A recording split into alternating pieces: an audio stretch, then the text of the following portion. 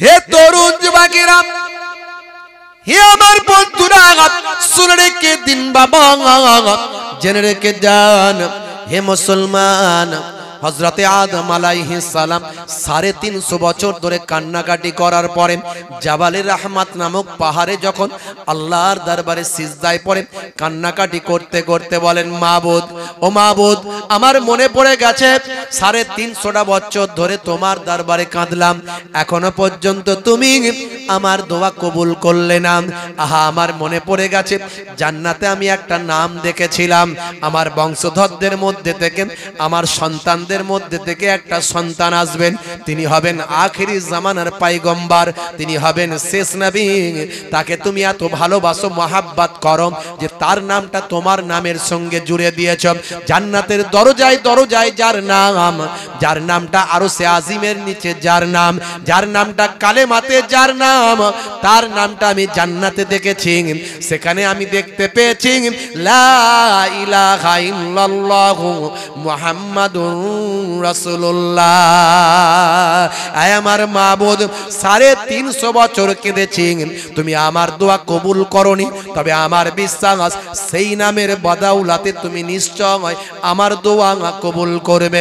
এখন আমি তোমার কাছে সেই নবীর নামটা দিয়ে সুপারিশ করছেন, সেই আমাদের আখিরি জামানার পয়গম্বর মুহাম্মাদুর রাসূলুল্লাহ সাল্লাল্লাহু আলাইহি ওয়াসাল্লামের নামের ওসিলায়, সেই পয়গম্বরের ওসিলায় হে আমার প্রভু, আমি আদমের দোয়াটা কবুল করে না।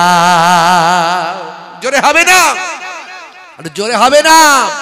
হে তরুণ যুবকেরা, আমার আল্লাহর পক্ষ থেকে সেই সময় জানিয়ে দেওয়া হয়, হে আদম শুনে রেখে দাও, আমি তোমার দোয়া 350 বছর কবুল করিনি, এতদিন তোমার কোন সুপারিশ আমার কাছে কাজে লাগেনি, কিন্তু এবার তুমি এমন সুপারিশ এনেছ, হে আদম শুনে রেখে দাও, তুমি এমন সুপারিশ এনেছ যে সুপারিশ আমি আল্লাহ ফেরাতে লজ্জাবোধ করি।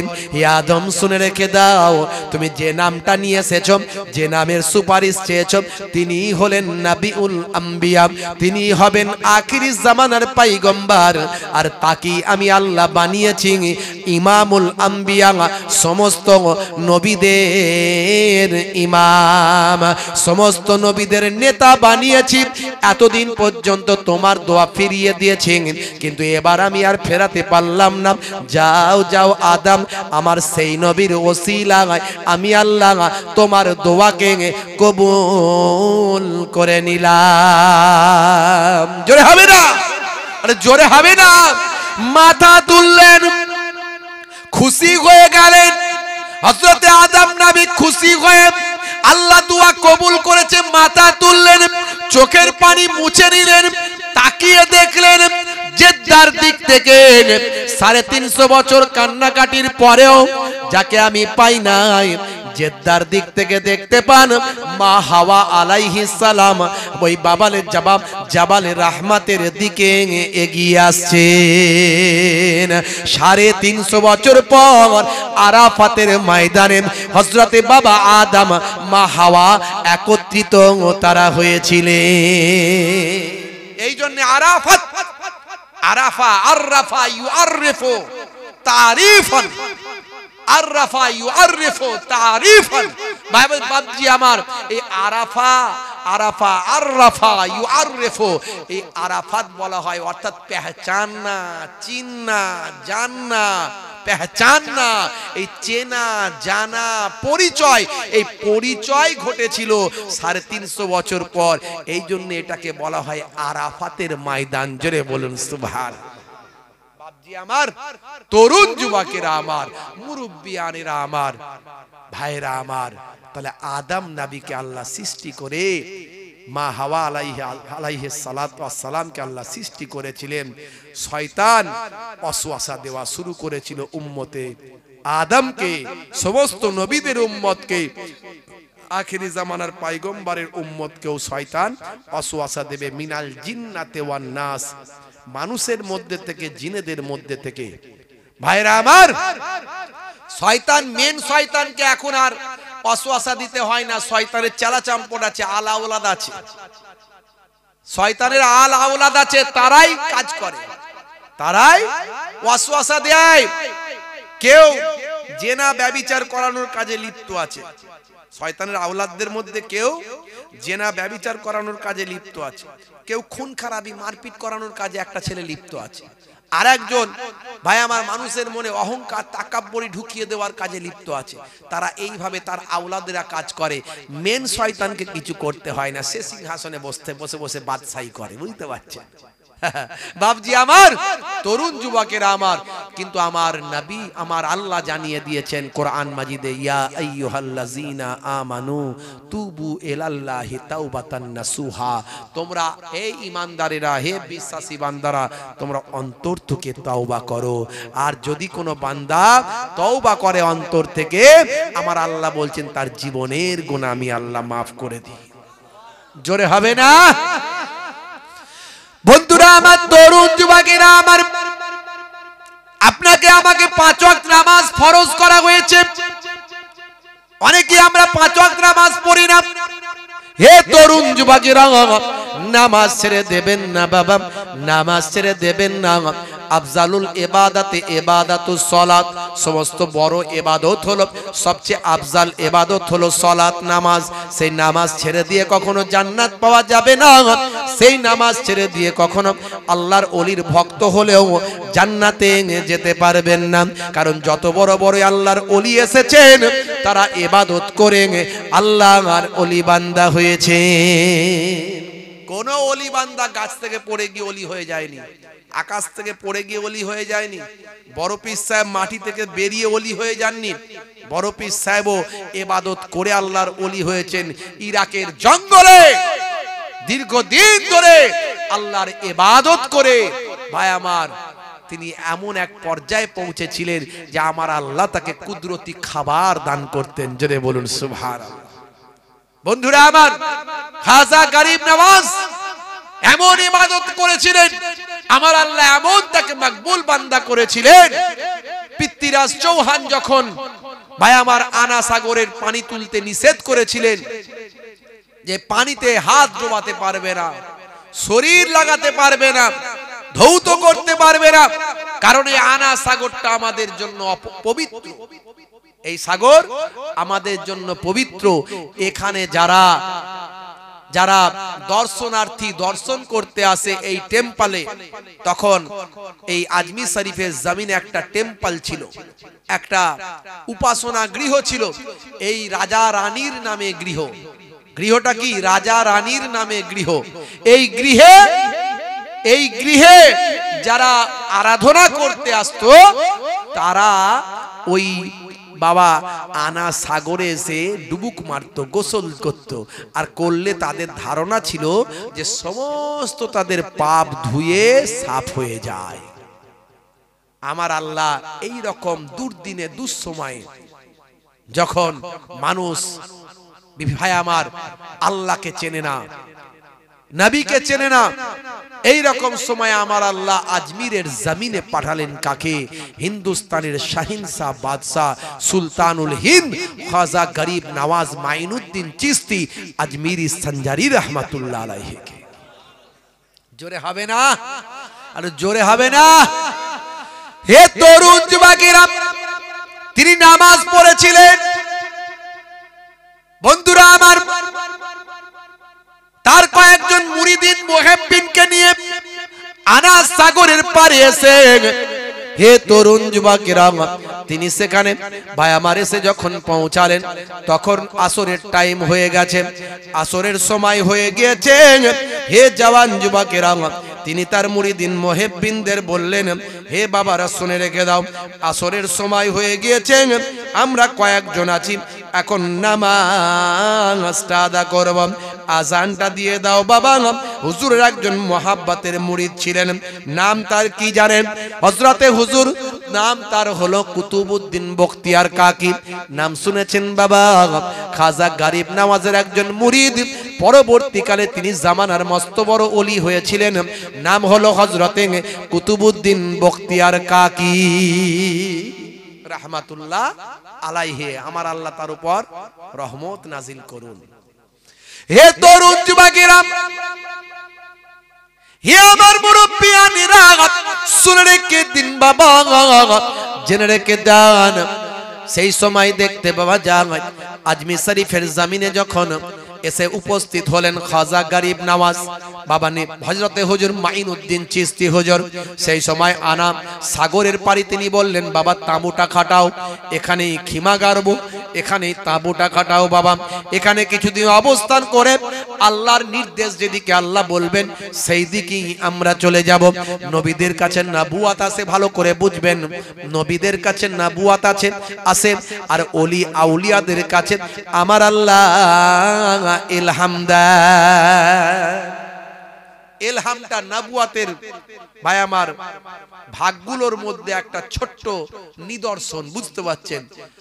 নবীদের কাছে রিসালাত দিয়েছেন, নবুয়াত দিয়েছেন, আর ওলি আউলিয়াদের কাছে আল্লাহ ইলহামের মাধ্যমে খবরাখবর দান করে থাকেন। এটা আল্লাহর ওলিদের কথা আল্লাহ কোরআনে বলেছেন। বলে হুজুর ওলিদের কথা কোথায় আছে? কোরআনে আছে। আমার আল্লাহ কোরআন মাজিদে বলছেন, আলা ইন্না আউলিয়া আল্লাহি লা খাউফুন আলাইহিম ওয়ালা হুম ইয়াহজানুন। যারা আমার প্রকৃত বন্ধু হয়ে যায়, ওলি মানে হলো বন্ধু। বলে হুজুর ওলি মানে খাজা গরিব নওয়াজ নাকি? ওলি মানে বড় পীর সাহেব নাকি? ওলি মানে নিজামুদ্দিন আউলিয়া নাকি? ওলি মানে তো বন্ধু, আমরাও তো আল্লাহর বন্ধু। মুতে পানি নাই না আল্লাহর বন্ধু, মুতে পানি নাই না, কথায় কথায় মিথ্যা চালায়। কতদিন যে সুদ খেয়েছে, কতদিন যে ঘুষ খেয়েছে, কতদিন যে চিটিংবাজি করেছে। আজ মৌলী সাহেব সেজেও মিথ্যা কথা বলছে, মৌলী সাহেব সেজেও চায়ের দোকানে গীবত করছে, বলছে আল্লাহর বন্ধু। রাগ করবেন না বাপ। হাই রে হাই, কোথায় নেতাজি আর কোথায় পিয়াজি? বলছি এই ব্যাখ্যা দিচ্ছে। কি ব্যাখ্যা দিচ্ছে? বলছে তোমরা বলছো খাজা গরিব নওয়াজ ওলি মানে খাজা গরিব নওয়াজ, ওলি মানে বড় পীর সাহেব, ওলি মানে নিজামুদ্দিন আউলিয়া, ওলি মানে পীর আবু বকর সিদ্দিক রহমাতুল্লাহ দাদা হুজুর। ওলি মানে ওটা নয় রে বাবু, ওলি মানে বন্ধু। বন্ধু মানে কারা? যারা আমরা নামাজ কালাম করি এরাই বন্ধু। এই তো শুক্রবারে 8 দিন ঠিক করে নামাজ পড়ছো, তার মাঝখানেও আবার চিটিংবাজি, ধাপ্পাবাজি, মিথ্যা কথা, চায়ের দোকানে গীবত করা, চগলখড়ি করা, ঠকিয়ে দেওয়া, গালমন্দ করা, সবই তো চালাচ্ছ। আবার বন্ধু সেজে গেলে কবে? হাই রে হাই, আল্লাহর বন্ধু হওয়া তো সহজ নয়। এটা তুমি ওই 220 লাইন পেয়ে যাওনি যে হুক মারবে। মুসা কালিমুল্লাহ আল্লাহর সঙ্গে মোলাকাত করতে চেয়েছিল। আল্লাহ গো তোমার সঙ্গে কথা হয়, দেখতে চাই। আল্লাহ বলে দেখতে পাবে না, লান তারানি। বলে আল্লাহ দেখবো। আল্লাহ বলে লান তারানি, দেখতে পাবে না, বলে দেখবো আল্লাহ। তো যে যখন এত করছো, তুর পাহাড়ে উঠে যাও। যাও তুর পাহাড়ে উঠে গেল। আমার আল্লাহর 70,000 নূরের তাজাল্লি যখন ফেললেন, নূরের পর্দা যখন ভাই আমার সামনে এসে উপস্থিত হলো, সেই পর্দার এত তেজ, এত লাইট, তুর পাহাড় জ্বলে গেল। আল্লাহর সঙ্গে দেখা হলো না মুসা কালিমুল্লাহ। আর এরা বলছে আল্লাহর বন্ধু আমরা। কোথায় কি লাগাতে হয়, কোন ব্যাখ্যা কোন দিকে টানতে হয়? এখন দেখবেন অনেকে বাংলা পড়ে পড়ে সব বক্তব্য দেয়, ওরা মাদ্রাসায় যায় না। এই মুর্শিদাবাদের দিকে 2-1টা বক্তা আছে দেখবেন, আগে মোবাইল রিপেয়ারিং এর কাজ করতে, এখন শায়েখ হয়ে গেছে। আগে কে হচ্ছে রাজমিস্ত্রির কাজ করতো, এখন শায়েখ হয়ে গেছে। হয়ে গিয়ে ফুরফুরা শরীফের বিরুদ্ধে বলছে ভণ্ড। ওই সর্বনাশ, কত বড় বুকের পাটা। হ্যাঁ, পীর আবু বকর সিদ্দিক রহমাতুল্লাহ আলাইহি শুধু তাবিজ লেখা একজন পীর সাহেব ছিলেন না, একজন ইবাদতকারী শুধু নামাজি পীর ছিলেন না, যুগের সংস্কারক। লক্ষ লক্ষ মাদ্রাসা, মসজিদ, মক্তব যিনি কায়েম করেছিলেন বাংলা, আসাম উপমহাদেশের ভিতরে, বাংলা, ত্রিপুরা, আসাম, বাংলাদেশের ভিতরে লক্ষ লক্ষ যিনি জলসা জুলুসের কায়েম করে মানুষকে দ্বীনের দাওয়াত দিয়েছিলেন, শিরক মুক্ত সমাজ তৈরি করেছিলেন, বেদাত মুক্ত সমাজ তৈরি করেছিলেন, তাকে বলছে ভণ্ড। হাই রে হাই, বুকের পাটা দেখেছেন? তা আবু জাহিলের বড় ভাই। সারা পৃথিবী নবীকে নবী বলে মানে, আবু জাহিল বলে জাদুঘর, আবু জাহিল নবীকে বলে পাগল। তো আবু জাহিলের বড় ভাই, চাচাতো ভাই, বলে দাদা হুজুর, ফুরফিরা দাদা হুজুর কে? আবার পীর আবু বকর সিদ্দিক রাহমাতুল্লাহ আলাইহিকে লোকে দাদা হুজুর বলে ভালোবেসে, দাদু বলে, দাদু মানে আত্মীয়তার সম্পর্ক তৈরি করে, তাই তো নাকি? হ্যাঁ, ওরা বলে দাদা হুজুর, বলে দাদা হুজুরকে। সাধারণ পীর সাহেব ছিলেন না, মদিনা শরীফ থেকে 40টা হাদিসের সানাদ নিয়ে ফিরেছিলেন। 40টা হাদিসের জ্ঞান, হাদিসের কিতাব আমরা সিয়াসিত্তা মানে 6টা কিতাব জানি, এরকম 6টা কিতাবের বাদ দিয়েও আরো অসংখ্য হাদিসের কিতাব আছে। এরকম 40টা হাদিসের কিতাবের সানাদ নিয়ে এই বাংলার জমিনে ফিরেছিলেন। এত বড় আলেম ছিলেন, জোরে বলুন সুবহানাল্লাহ। তৎকালীন যুগে বসিরাটের পীর মাওলানা আল্লামা রুহুল আমিন সাহেব রাহমাতুল্লাহ আলাইহি, সেই জামানার তিনি একজন এত বড় আলেম বাংলার জমিনে যে তার উপরে কোনো বাংলায় আলেম ছিল না। তিনি কলকাতা আলিয়া থেকে যখন পড়াশোনা করেছিলেন তার উপরে টপার আর কে হতে পারেননি। সমস্ত মাওলানাদের উপরে তিনি টপার, অনেক উপর লেভেলের টপার, তার উপরে যাওয়ার কারো ক্ষমতা ছিল না। তিনি দুনিয়াবি এলেম সব শেষ করে বললেন, দুনিয়াবি এলেমে আমার সঙ্গে আর লেগে কারো কেউ পারার ক্ষমতা নাই, কিন্তু আমি দুধ চিনেছি, দুধ থেকে মাখন কেমন করে করতে হয় জানি না। দুধ চিনেছি, দুধ থেকে ঘি কেমন করে বের করতে হয় জানি না। দুধ চিনেছি, দুধ থেকে দধি কেমন করে করতে হয় জানি না। যিনি জানেন তার কাছে যেতে হবে, তাকে ওস্তাদ হিসাবে মানতে হবে। খুঁজে খুঁজে ইলমে জাহিরির সঙ্গে সঙ্গে ইলমে বাতিনির জ্ঞান অর্জন করার জন্য, ইলমে লাদুন্নির জ্ঞান অর্জন করার জন্য, ইলমে তাসাউফের জ্ঞান অর্জন করার জন্য, ইলমে মারিফাতের জ্ঞান অর্জন করার জন্য খুঁজে খুঁজে পীর আবু বকর সিদ্দিক রাহমাতুল্লাহ আলাইহি, আপনার আমার দাদা হুজুর, আপনাদের দাদা হুজুর আমার পর নানা জান হুজুর, ছোট হুজুর পীর কেবলা আমার নানা জান, আপনারা জানেন তো নাকি না জানেন না? নানা জানের আব্বা জান দাদা হুজুর পীর কেবলা রাহমাতুল্লাহ আলাইহির খেদমতে গিয়ে নিজেকে আত্মসমর্পণ করলেন। হুজুর, আপনাকে আমি ওস্তাদ হিসাবে কবুল করে নিলাম। পীর নাম শুনলে কিছু মানুষের চুলকানি শুরু হয়। পীর মানি মনে করে ভণ্ড, পীর মানি মনে করে ওই গেঁজার টান মারে, মাজারে থাকে, সিজদা করে, চাদর চড়ায়, মাথা ঠোকে, এরাই মানে পীর। পীর মান দেখেছো ফুরফুরা শরীফে কোথায় চাদর আছে, ফুল আছে, সিজদা আছে, সুজুদ আছে, ভাই আমার কবরে হাজত মান্নত আছে, মেয়েদের প্রবেশ আছে, হই হায় আছে, কোথায় দেখেছো? হক পীর চিনতে হবে বাপ, সহজে আল্লাহকে পাওয়া যাবে। পীর মানে হলো বুজুর্গ, পীর মানে হলো উস্তাদ, পীর মানে হলো টিচার। টিচার বললে অসুবিধা নাই, ওস্তাদ বললে অসুবিধা নাই, পীর বললে এদের চুলকানি চালু হয়ে যায়। বলে পীর কথাটা কোরআনে আছে নাকি? আমি তোমার কাছে লক্ষ টাকা চ্যালেঞ্জ দিলাম, তুমি নামাজ কথাটা কোরআন থেকে খুলে দেখিয়ে দাও, হাদিস থেকে খুলে দেখিয়ে দাও, নামাজ শব্দটা কোরআন হাদিসে আছে নাকি? রোজা আছে নাকি? নাই, পাবে না। তাহলে নামাজ রোজা, আরে বাবু এগুলো তো ফার্সি শব্দ, এগুলো তো আরবি নয়। কোরআন এবং হাদিসের কিতাবগুলো তো আরবিতে লেখা, তাই এখানে নামাজ পাবে না, সালাত পাবে, রোজা পাবে না, সওম পাবে, সিয়াম পাবে। তেমন পীর পাবে না, মুর্শিদ পাবে, ওলি পাবে। জোরে হবে না? টিচার ছাড়া কোনোদিন কিছু শেখা যায়? এখন ফেসবুকের বক্তা ফেসবুক থেকে বলছে পণ্ডিত হয়ে যাব, বুঝতে পারছেন? খালি ঘন ঘন ফতোয়া, হারাম হালাল নাজায়েজ জায়েজ, কি ফতোয়া দিচ্ছে রে ভাই? ফতোয়ার পর্ব চলছে, একটা কাগজ আসছে, ফতোয়া দিচ্ছে। পড়েছো কত দূর? হ্যাঁ, এই তো সেদিনে মোবাইল রিপেয়ারিং এর কাজ করতে তোমার ছবি আছে সেখানে, মোবাইল রিপেয়ারিং করছো। হ্যাঁ, পড়েছো কত দূর? নিজের মুখ থেকে বলছে আমি মাদ্রাসায় পড়িনি। মাদ্রাসায় 17 বছর ধরে পড়লে তবে কোরআন হাদিসের ব্যাখ্যা করা যায়, তবে অন্তত কিছুটা জ্ঞান অর্জন করা যায়। আর এরা বলছে আমরা বাংলায় সব উদ্ধার করে দেব। হ্যাঁ, বাংলায় উদ্ধার করে দেব। তো এক কাজ করবে, বাংলা পড়ে এমবিবিএস ডাক্তার হয়ে যাও, হয়ে অপারেশন করো। বাংলায় সব তো ভাই আমার ডাক্তারি বইগুলো, মেডিকেলের টার্মগুলো সব ইংরেজিতে। কেউ যদি মনে করে আমি বাংলায় সব পড়ে নেব, নিয়ে আমি এমবিবিএস ডিগ্রি হয়ে গেল, আমি অপারেশন করব। আচ্ছা, বাংলায় পড়ে ডাক্তারি করে অপারেশন করলে রোগী বাঁচবে? যে বাঁচবে। আপনি আপনার ঘরের মেয়েটা যখন প্রেগনেন্ট হবে তখন তার কাছে অপারেশন করতে নিয়ে যাবেন তো? তার বেলায় বলতেন না নিয়ে যাবনি। তাহলে এই যে বাবু বলছে যে আমি মাদ্রাসায় পড়িনি, আমি ইতিহাস নিয়ে পড়েছি, তা আবার ইসলামিক ইতিহাস নয়, নিজের মুখে স্বীকার করছে, ইন্টারনেটে আছে দেখবেন।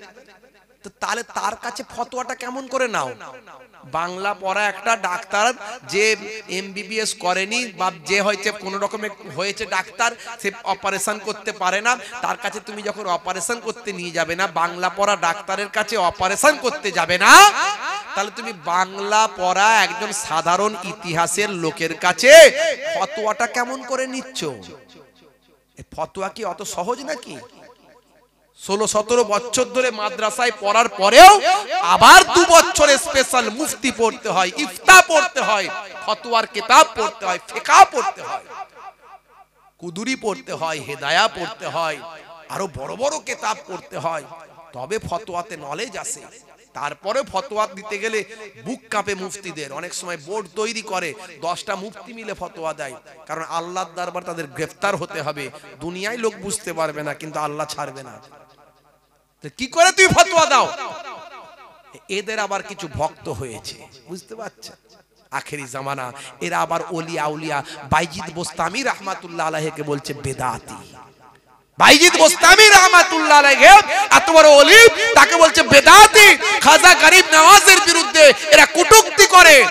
এদের মুখের তেজ এতটা বেড়েছে, বাংলাদেশেও কতগুলো ওদের দলের লোক আছে, তারা এদের এত বেদাতি করতে করতে এত মুখের তেজ বেড়েছে যে সাহাবায়ে কেরামদের বিরুদ্ধেও এরা বলে বেদাতি। বলুন না নাউজুবিল্লাহ। আবু বকর ওমর ফারুক রাদিয়াল্লাহু তাআলা আনহুকে বলছে বেদাতি। কারণ কি না, এরা হচ্ছে 20 রাকাত তারাবি পড়ে না তো। ওমর ফারুক রাদিয়াল্লাহু তাআলা আনহু রাষ্ট্রীয়ভাবে 20 রাকাত তারাবির নামাজ প্রতিষ্ঠা করেছিলেন, তাই ওমর ফারুককে এরা সহ্য করতে পারে না, বলে ওমর ফারুক বেদাতি। যে ওমর ফারুক সম্পর্কে আল্লাহর নবী বলছেন লাউ কানা বাদি নবিয়্যুন লাকানা আমর, আমার পরে আল্লাহ যদি কাউকে নবী বানাতেন তো ওমরকে আল্লাহ নবী করে দিতেন। এরা ওসমান জিন্নুরাইনকে এরা বলে বেদাতি। কেন না, ওসমান জিন্নুরাইন ভাই আমার জুম্মার দিনে সানি আজান প্রতিষ্ঠা করেছিলেন। সানি আজান, দ্বিতীয় আজান দেওয়ার প্রয়োজনীয়তা অনুভব করে দ্বিতীয় আজান প্রতিষ্ঠা করেছিলেন। এরা ওসমান জিন্নুরাইনকে বলে বেদাতি।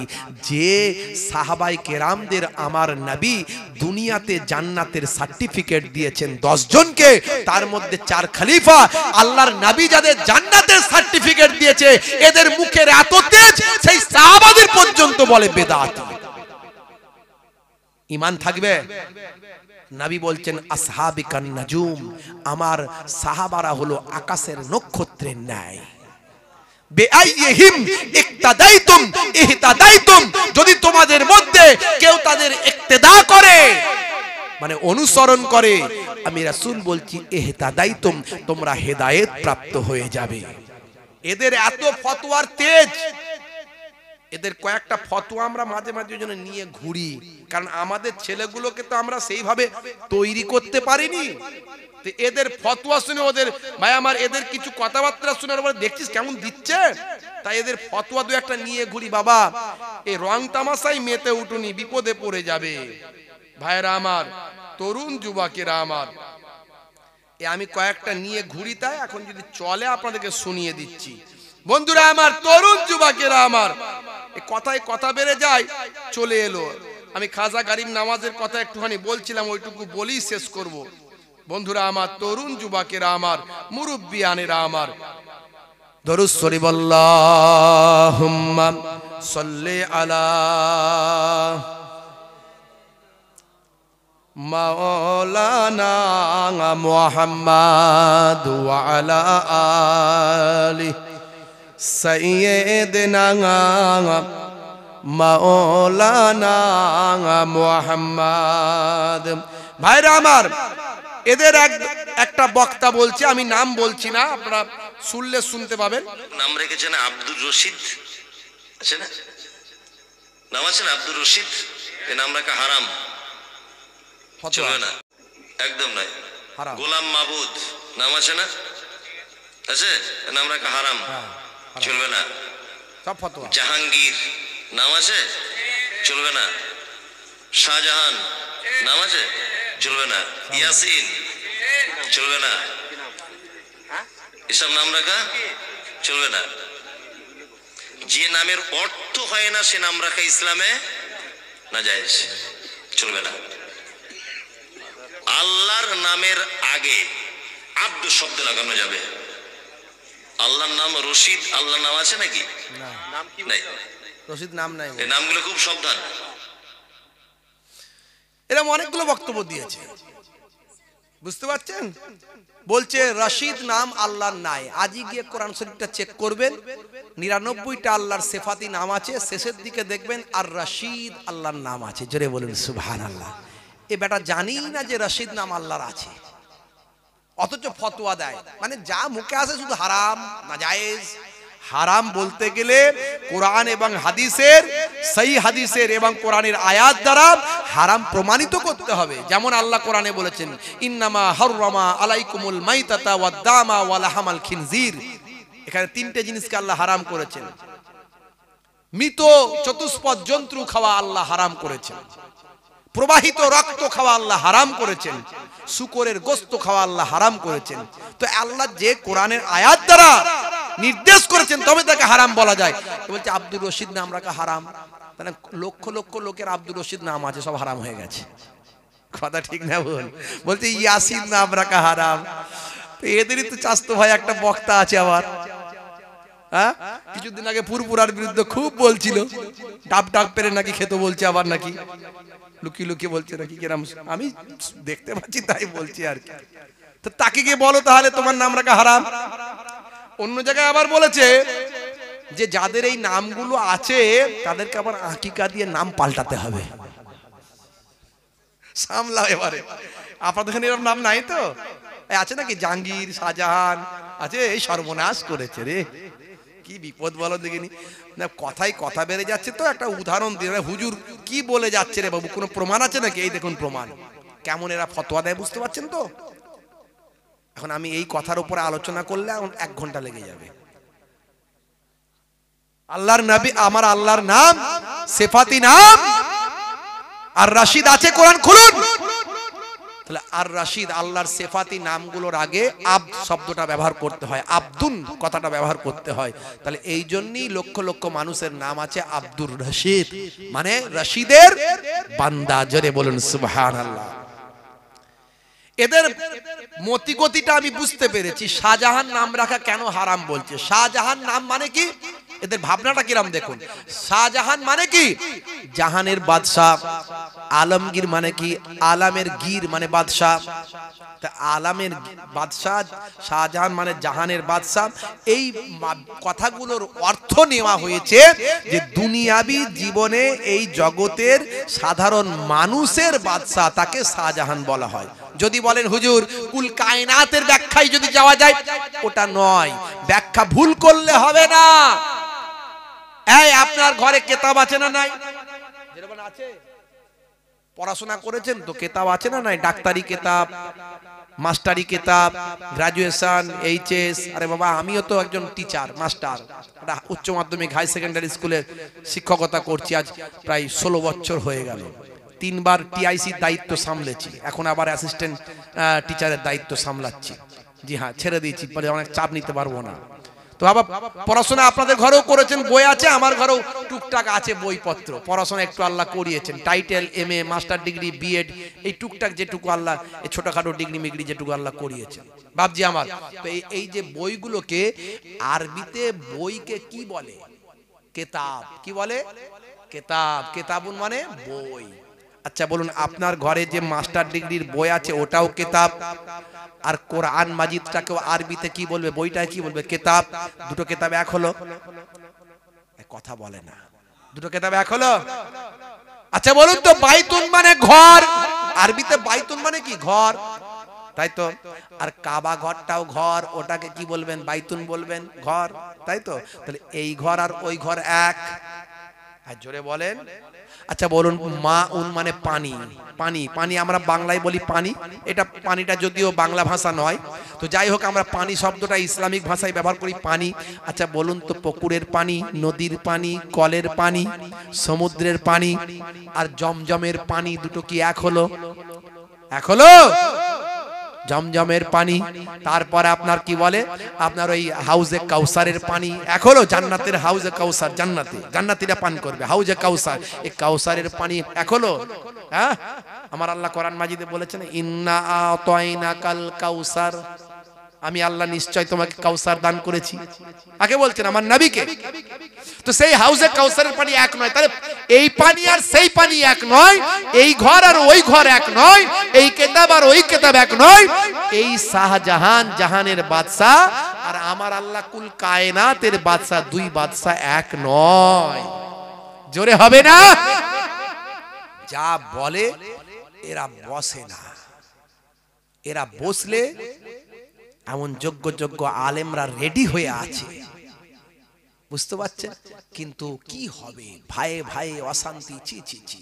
দেখা গেল ভাই আমার, দোস্ত আমার, এদের পেছনে আমেরিকা, ব্রিটেন, ইহুদি, নাসারারা টাকা খরচা করছে, যাতে করে শত শত বছর ধরে মুসলমানদের মাঝখানে যে নিয়ম কানুন চলে এসেছে, সেই নিয়ম কানুনের মধ্যে এমন এমন হারাম হারাম করবে, করে সব বিভাজন তৈরি করে দাও, ফাটল তৈরি করো, ঝগড়া তৈরি করো, তাহলে ইসলামের গ্রোথ কমে যাবে। আজকে Cassius Clay, Tyson, Hanuman, Gary Miller, ইলিমা, Jennifer, Gold, David, mister Braille, পৃথিবী বিখ্যাত বিখ্যাত ব্যক্তিগুলো আজকে তারা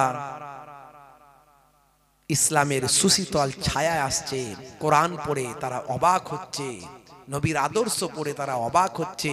তাহলে এই যে মানুষের মধ্যে ইসলাম সম্পর্কে একটা সুন্দর ভাবনা চিন্তা তৈরি হচ্ছে, এটা যাতে না হয়, এদের কাজ হলো শুধু মুসলমানদের ভিতরে এই রকম ডিবেট তৈরি করো, ঝামেলা তৈরি করো, বিভাজন তৈরি করো, ফিতনা তৈরি করো, তার বিনিময়ে এদের অ্যাকাউন্টে টাকা ঢোকে। ভালো করে খবর নেবেন, এটা আমরা অনেক আগে থেকে বলে এসেছি,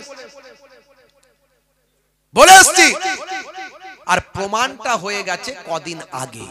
এই কদিন আগে প্রমাণ হয়েছে যে ফিলিস্তিন ইসরায়েল লড়াই হচ্ছে, এই লড়াইয়ে নিরীহ নিরস্ত্র ফিলিস্তিনিদের শহীদ করছে কারা?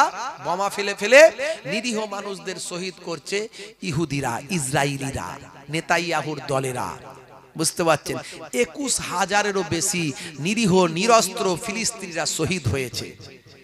আজকে ফিলিস্তিন ইসরায়েল যে লড়াই চলছে, এর ইতিহাস আমি 1000 বছরের ইতিহাস বলেছি, ইন্টারনেট সার্চ করবেন পেয়ে যাবেন। ইন্টারনেটে আমার 20-25 হাজার বক্তব্য আছে, বিভিন্ন পার্ট পার্ট বিভিন্ন বিষয় নিয়ে আলোচনা করেছি। বন্ধুরা আমার, এই ফিলিস্তিন ইসরায়েলের যে লড়াই, এই লড়াই আজকের নয়, 75 বছরের লড়াই।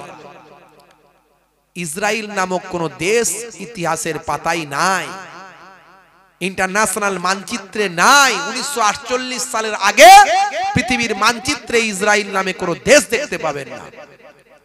অথচ তারা প্রথম, ভাই আমার, মার খেয়ে তারা এসেছিল।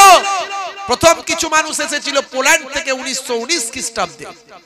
তারপরে দ্বিতীয় বিশ্বযুদ্ধের সময় নাৎসি বাহিনীর কাছে মার খেয়েছিল, হিটলারের কাছে মার খেয়েছিল, 60 লক্ষ ইহুদি মারা গিয়েছিল। যা ছিল এদিক ওদিক ছড়িয়ে ছিটিয়ে সব এই বাইতুল মুকাদ্দাস জেরুজালেমের কাছে ফিলিস্তিন এসে হাজির হলো। ফিলিস্তিনের মুসলমানেরা নবিয়ানা মুসলমান, নবীর সুন্নতওয়ালা মুসলমান, তাদের কাছে কান্নাকাটি করতে তাদের মনে দয়া, জায়গা দিল, থাকতে দিল, খেতে দিল, শুতে দিল, ব্যবসা করতে দিল।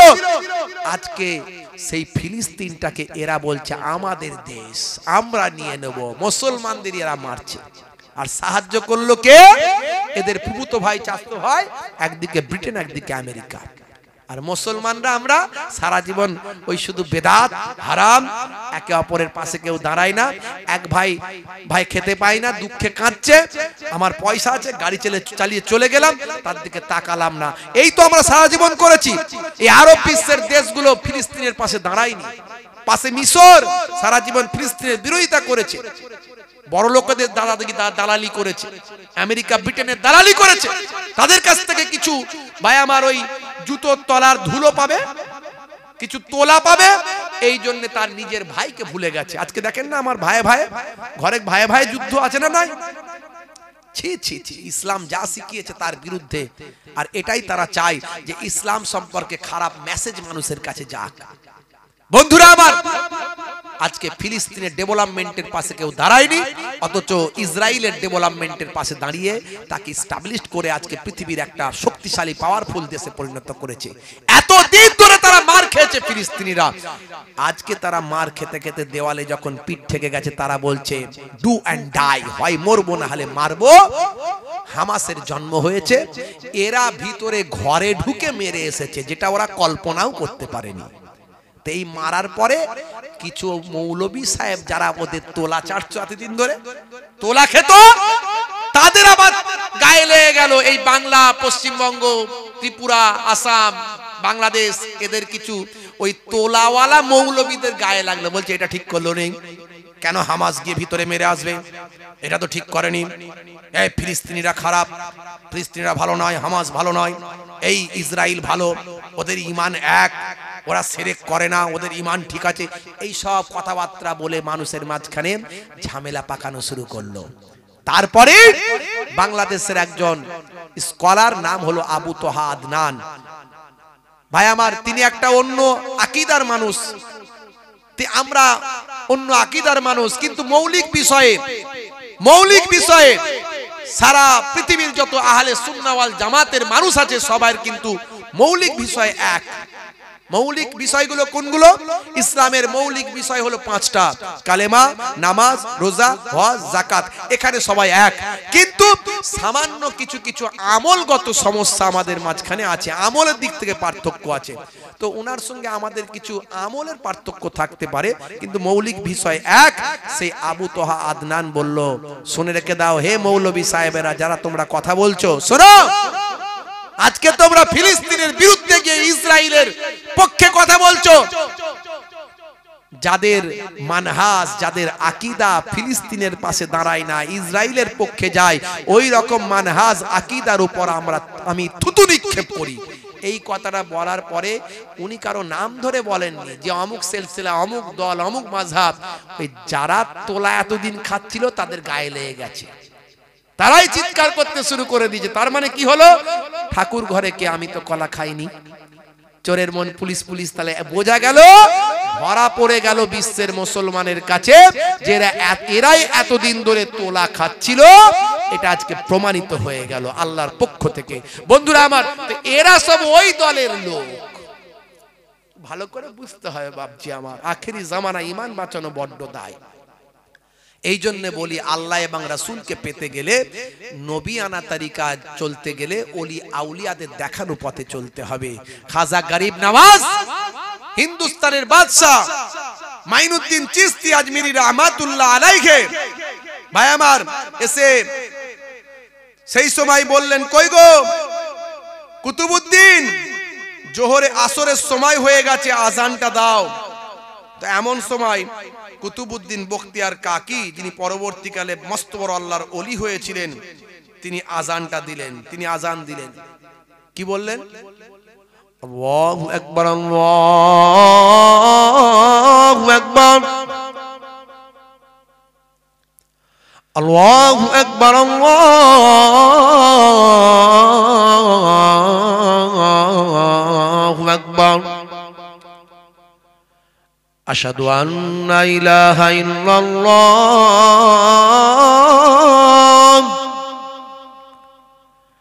আশহাদু আন্না ইলাহা ইল্লাল্লাহ,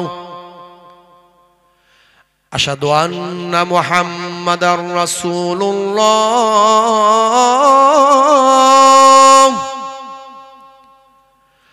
আশহাদু আন্না মুহাম্মাদার রাসূলুল্লাহ,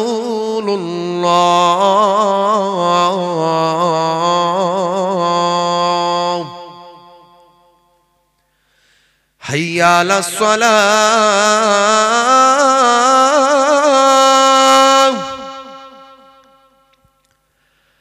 হাইয়া আলাস সালাহ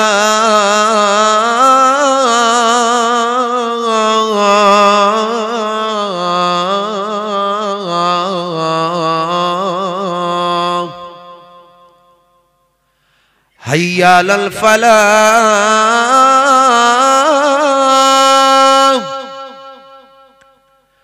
হাইয়া আলাল ফালাহ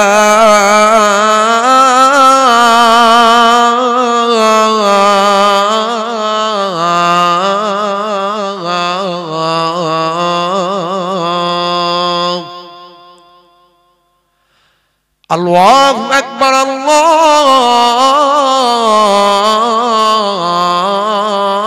আকবার লা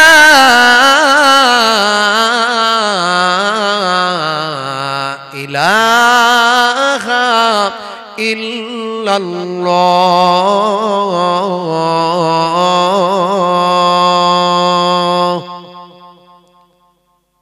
ভাইরা আমার, আজান একটা মধুর সুর, একটা মধুর বাণী। আজান এত সুন্দর আল্লাহর দেয়া নিয়ামত। এই আজানটা আমি কেন দিলাম? অনেকেই আজান দেন বন্ধুরা আমার, অনেকেই আজান দেন। আমরা ফজরের সময় বাড়ি ঢুকি তো বিভিন্ন দিক থেকে আজানের শব্দ আসে। কত জায়গায় কত রকম যে আজান হয় বলা মুশকিল।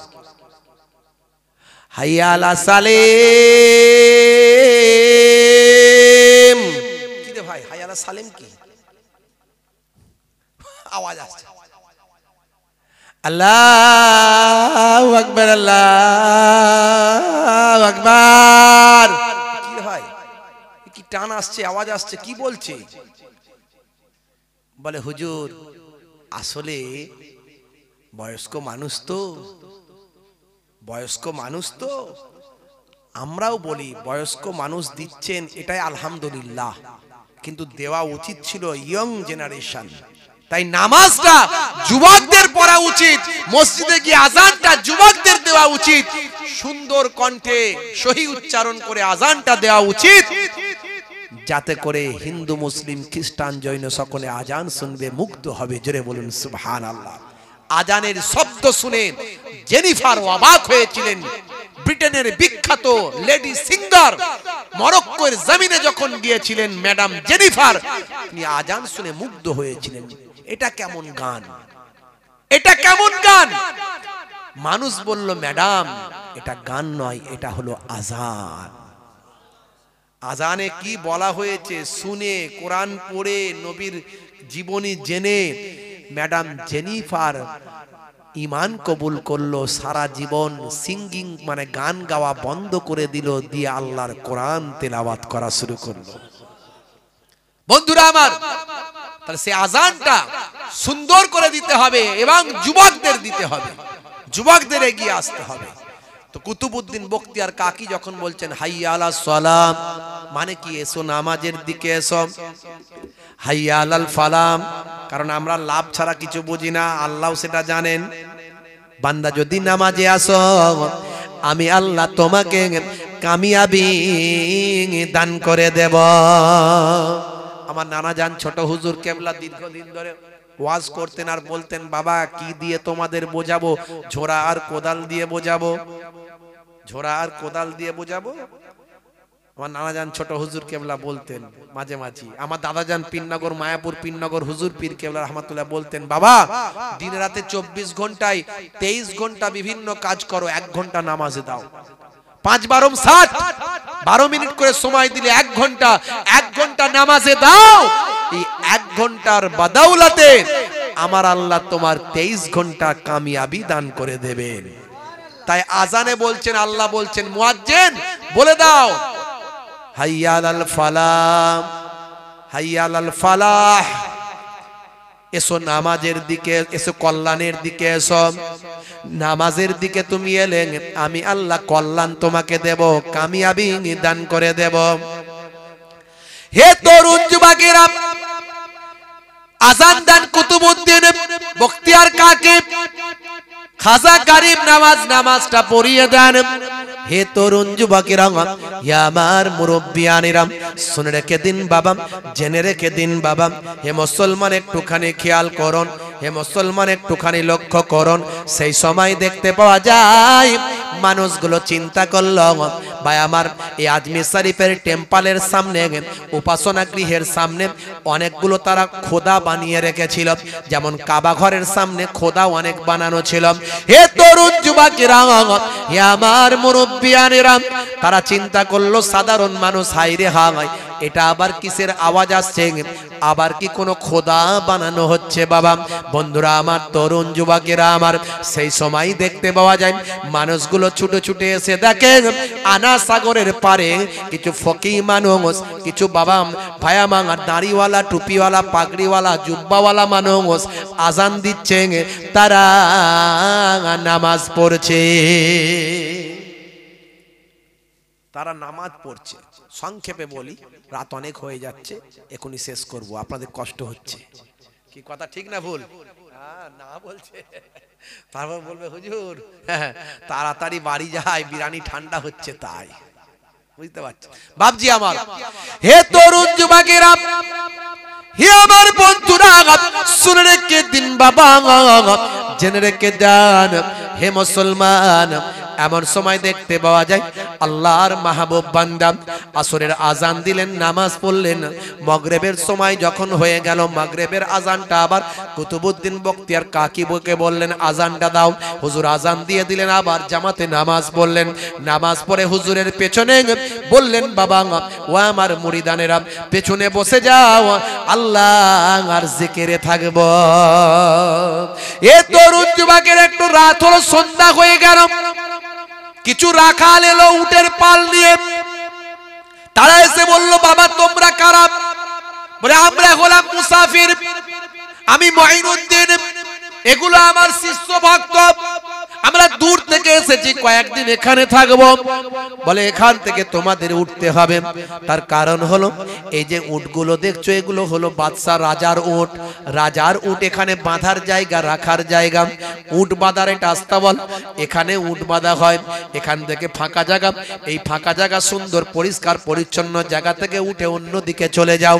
তারা বলল, বাবা অনেক তো ফাঁকা জায়গা আছে, সেদিকে যাও না, আমরা বুড়ো মানুষ, এখানে তাঁবু খাটিয়েছি, কয়েকটা দিন থাকবো, আমরা চলে গেলে আবার এখানে এসব।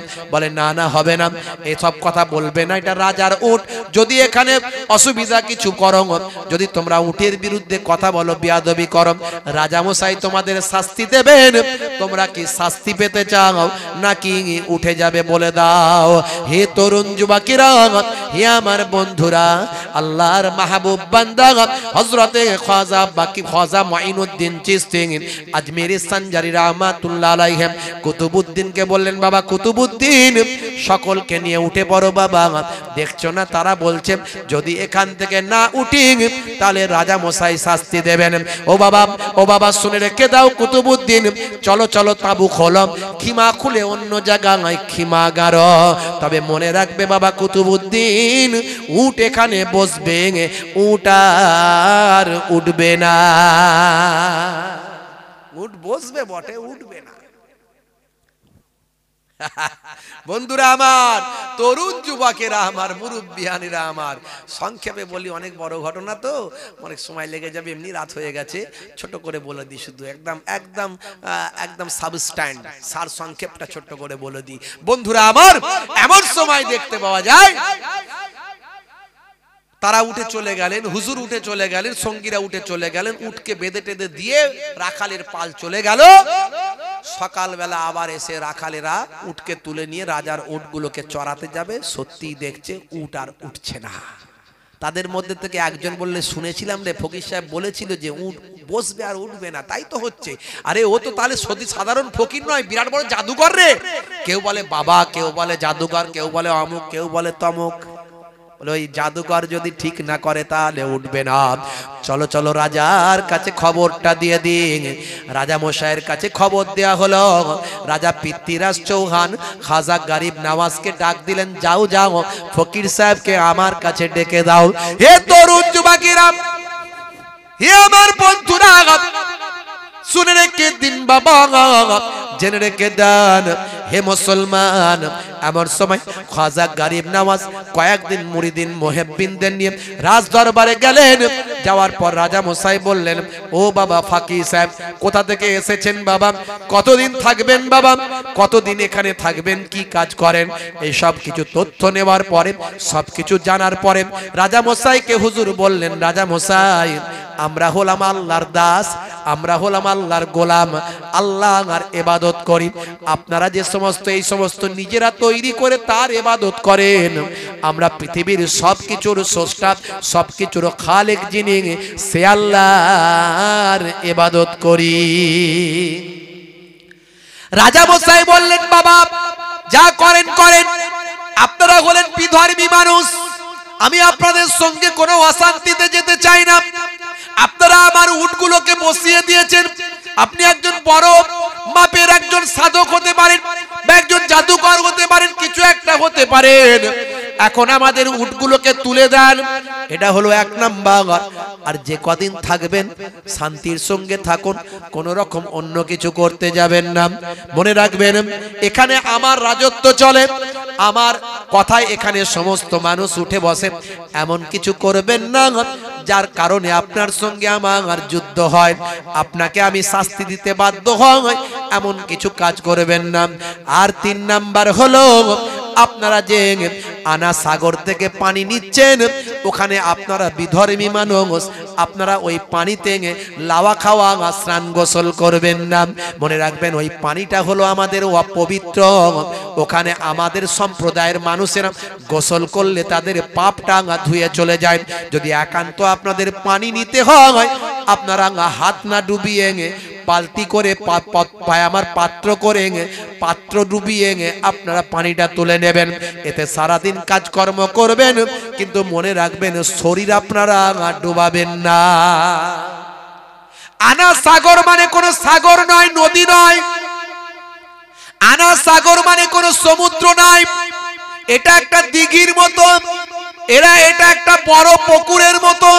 হে তরুণ যুবকেরা, হে আমার মুরব্বিয়ানেরা, খাজা গরিব নওয়াজ সব শুনলেন, সব বুঝলেন, বুঝে বললেন, বাদশা ঠিক আছে, তাই যদি হয়, তাই যদি হয়, আপনাদের সমুদ্র যদি আপনাদের পানি যদি অপবিত্র হয়ে যায়, তাহলে মনে রাখবেন তাই হবে, তাই হবে।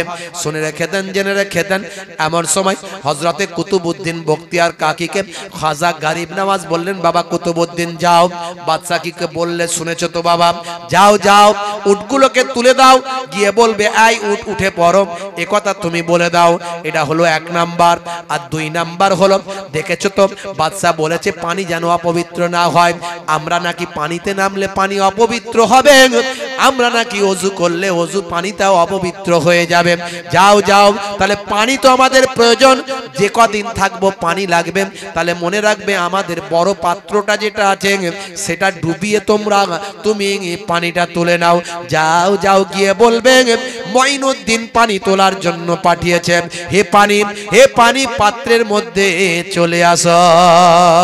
হে তরুণ যুবকেরা, হে আমার বন্ধুরা, শুনে রেখে দিন বাবা, খাজা গরিব নওয়াজ মঈনুদ্দিন চিশতি আজমিরি সঞ্জারি রাহমাতুল্লাহ আলাইহির নির্দেশ পাওয়ার পর, হে তরুণ যুবকেরা, ভাই আমার কুতুবউদ্দিন বখতিয়ার কাকী উটের কাছে গিয়ে বললেন, হে উট, আল্লাহর হুকুমে উঠে পড়ো। বলার সঙ্গে সঙ্গে উটেরা সবাই তাড়াতাড়ি দাঁড়িয়ে যায়। জোরে হবে না? আরো জোরে হবে না? আল্লাহ তোমার কাছে ডাকি বারে বার, আল্লাহ তোমার কাছে ডাকি বারে বার, করুণা আমার উপর করো গো আবার। আল্লাহ তোমার কাছে ডাকি বারে বার, করুণা আমার উপর করো গো আবার। আল্লাহর ওলি গরিব নওয়াজ ভক্ত নিয়ে আজমিরে যান। আল্লাহর ওলি গরিব নওয়াজ ভক্ত নিয়ে আজমিরে যান।